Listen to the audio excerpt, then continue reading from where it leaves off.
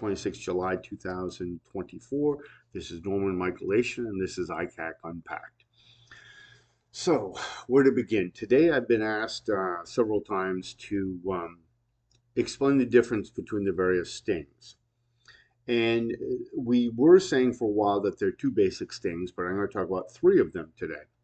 So, very controversial topic, but controversial because everybody wants to keep children and the public safe, but we do not like how the police are going about it because they're doing a lot of things which do nothing for public safety and they ruin citizen lives. And if this is a country that's a democratic republic run by citizens, it sure does look at times like a police state. So the first type of sting that everybody thinks is actually happening, but is happening the least often, is called the reactive sting. Reactive stings are characterized by the police receive a tip, they investigate the tip, they come back after the investigation, they do some more investigation, they do some testing, they put together some suspects, and they make an arrest. In the case of a child endangerment issue, the police hear about something, they get a tip, they investigate, they find out that somebody has been um, luring children, acting in a lurid way toward children, exposing themselves to children, or forcing children to do things against their will. Those are the reactive uh, stings that everybody in the public thinks is happening. However, the majority of the stings are not that. And you can understand why people would believe that the majority of those things are that way. We have been conditioned to believe that through TV. In the 60s and 70s, we had Hawaii Five-O, Ironsides, we had Mannix, we had, gee, I forgot about Mannix. We had Columbo, we had Barnaby Jones, Hawaii Five-O. We had all these shows, right? Canon, if I haven't said it already. And in those cases, you had a bad guy and they tracked the bad guy down, within 60 minutes or whatever it was, and that was the end of it. And we've grown accustomed to police coming when they're called. But somewhere in the late 80s, early 90s, a difference began to emerge where police were under a great deal of pressure to come up with what seemed to be a burgeoning child sex exploitation business. There was a big pornography report done during the Reagan administration, I remember, done by then Attorney General Ed Meese. And there began to be this hysteria about sex and sexuality. And I'm grossly generalizing and truncating a much larger and more involved conversation, I know, but I'm just giving you the feel of it. And that also is when gym showers went out, and boys and girls didn't shower in high school. I was one of the last generations where we did that, and it was normalized. Now it's extremely abnormal and odd, even though it's a matter of simple nudity. So we've really crossed the Rubicon on a lot of our misunderstanding of the difference between nudity and pornography, and between sexuality and inappropriate expressions. So the second one that police are focusing on, in keeping with this pressure that they have been under, is called the proactive sting. And this is the sting where police go out and they get no tip, they have no reason, they have no rationale, they have no probable cause, they have no warrants, and they hang out on the great online communities out there in social media, and they claim they're just there waiting for something to happen. But there's significant evidence that they're doing more than that. What they're doing is creating crimes around you because they increasingly contact you. They do not receive a tip. They create fake personae because there's no real victim. So they have to pretend that there's a victim and they create the victim. They will tell you when they arrest you that this is a real person. And later on, they will go before the magistrate and say, yeah, we're just kidding. We told him that. Okay. Um, they will then create the crime around you by employing a five stage process. First, they violate the Fourth Amendment and the terms of service of a particular account to create a fake persona on that account. Second, third, they deploy that persona often contacting you or waiting for you to contact them on an adult dating platform. They will engage you then, number four, in a number of conversations where they will suddenly turn the table and say that they're underage. Number five, and that's when they bait the hook right away. And if you don't immediately disengage, no matter what you're doing, then you must be a pedophile. And they will say this. They have said this before. They have said that you are an offender even before they've found evidence that you've done any offending. This is in the General Accountability Office report of December 2022. Look it up. You don't have to believe me.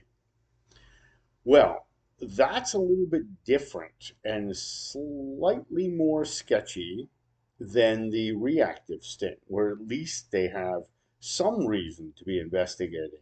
But of course, police get a lot of money through grants, and when you get a public grant, you have to show a result, even a private grant.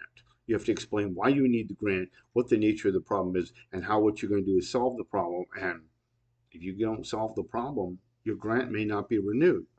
So they make sure they solve the problem. And because we don't have a justice system, we have a plea bargain system. They threaten you with over 100 years in prison if you don't agree that you were, in fact, trying to solicit somebody. So it doesn't matter if they have evidence, it doesn't matter if they have anything. They have a nice police officer saying you did something. And they weave the conversation and they exploit the fact that you are surprised, shocked. What do you mean you're 15? You told me you were 32. When did this happen? And because there's a lot of role playing online, because there's fetishism online, because there's perfectly other legal activities involving um, adult, private, and personal lives online, they exploit the hell out of that. They make you embarrassed for what you've done. You don't want it to go public. You're in a very vulnerable emotional state, and then they get you every which way they can. That's what they do. Now, they have told me, and prosecutors have told me, when they didn't know who I was, police and prosecutors, that's the they, they've admitted to some of this. As soon as I tell them who I am, they can't get away from me fast enough. And yet they've really saved no one. I'm still waiting 3 years out for the local police here to contact me and tell me all the people they've saved through the proactive stings, which they claim in the official reports they do, but the statistics are very convoluted, they're very confused, and it's very difficult to determine what results, if any, these do. We do know some results. We know that they destroy lives of innocent people needlessly. We do know that. But it's even worse than that. There's a third type of sting that has been emerging over the last 10 years. And this is a sting that is a proactive sting, which also harnesses the power of citizen vigilante groups. Now, these are non trained, non deputized groups that go out there and often alongside law enforcement, or they claim they work parallel to law enforcement. They will harass, lay traps for, go after people who may not have done anything. Occasionally, there is a recidivism issue, but that's very, very minor. And they will go out there and bait the hook. And they feel pretty good about what they're doing. They are vigilant, they are ruthless. And who knows, maybe they're doing some good.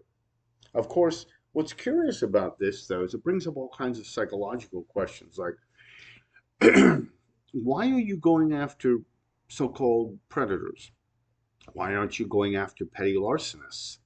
Why aren't you going after arsonists? Why aren't you going after all the many crimes that are going up around, whereas sex crimes are actually going down? Well, one theory might be that sex crimes are much, if you'll pardon me, much sexier.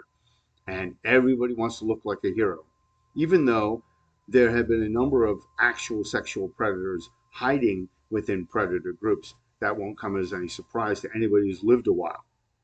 So they are their own worst enemy to some extent. We also have rogue police departments like the Millersville, Tennessee group, among others, who are working with vigilante groups and empowering them, which is a violation of the Constitution, a violation of local and federal and state laws. And yet they're doing it anyway. Millersville, Tennessee is under amazing um, scrutiny right now because they've even let their police certifications lapse. They even couldn't be bothered to keep up their certificates so that they could be sworn, effective, and credentialed law enforcement officers. So, this is one of the problems out there. You have vigilante groups assisting police either directly or indirectly. And very often they're tainting evidence because they're not expert. They're tainting evidence. Now, one group that claims to be doing this legitimately, and I'll be talking to as soon as I can get together a couple other people who I have indicated an interest in questioning them, is the Arizona Predator Prevention Group. And I was there, I think, in May, and I did a 2.5 hour session with them where they grilled me pretty harsh on my charges, and they left thinking that maybe there was something to what I had to say. I think that's charitable. I don't want to put words in their mouth, but certainly it wasn't the um, open and shut case that they thought it was going to be. And my goal was to teach them that it isn't as easy as they think, and not every situation is exactly the same. They've even noticed the person that I was actually with was not the person I'm, excuse me, was somebody who was 24. I think they had determined that, but they'd certainly determined that the pictures put in front of me of Alex VA could very easily not be seen as a 16-year-old or 15 or certainly not 14, but rather somebody in their 20s, as I originally thought when I saw the pictures. So that's a little bit about the three types of stings, their various functionality, their danger, and a little bit of the history of the movement. Hope this proved helpful. Please subscribe and please leave me a comment if you have any further questions. Thank you.